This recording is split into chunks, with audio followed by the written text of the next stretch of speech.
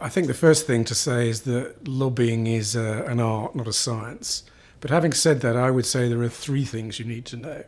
Firstly, you need to really understand the political institutions of the country in which you're operating. Secondly, you need to appreciate the culture of that country. And then finally, you need to understand some simple common sense rules about how to make a case effectively. When I talk about understanding political institutions, what I really mean is understanding how decisions are made. So you need to know who makes the decisions and who influences them. What is the role that ministers play, Parliament, the civil service? How does the media fit into all of that? Then what about some of the other stakeholders like NGOs and business? How do they fit into it all? So it's about understanding all the players, who decides, and how to influence them. When I talk about culture, I'm not talking about the Mona Lisa or the pyramids, I'm talking about the political culture of a country. So I'm talking about the fact that every country has its own way of doing things. Things are different from country to country.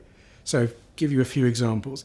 In some countries, people really appreciate straight talking. The United States and Germany, I would say, would be good examples of that. Other countries, like the United Kingdom, place a higher value on courtesy and humour. Then there's the question of how decisions are taken.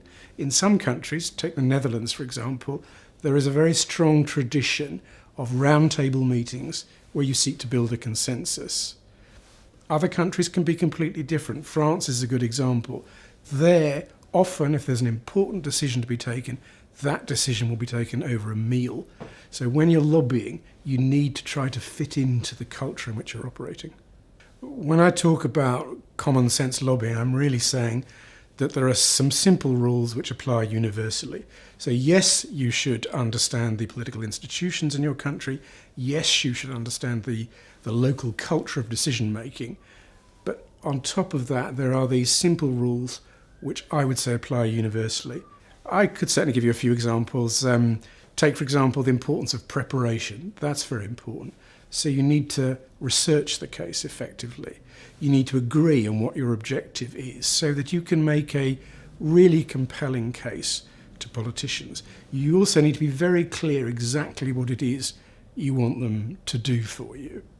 Then there are a whole series of other things like understanding the importance of allies. You need to look around and see who else could help you to make the case. I think one of the single most important things is to understand that although many people think that lobbying is about advocacy, one of the most important things you need to have is the ability to listen carefully. A US Senator, Tom Daschle, once said, "The most important tool for lobbying is your ears." I can't guarantee to make every person who comes on an ISOC course a successful lobbyist, but I can guarantee that if they come on one of my courses, I'll teach them the rules on how to be a professional lobbyist, and that will greatly increase their chances of being successful.